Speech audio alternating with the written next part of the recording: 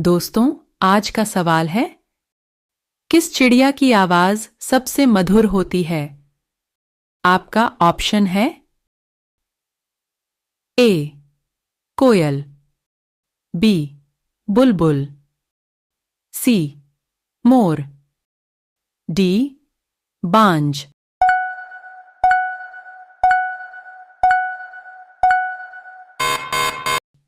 आपका सही जवाब होगा बी बुलबुल।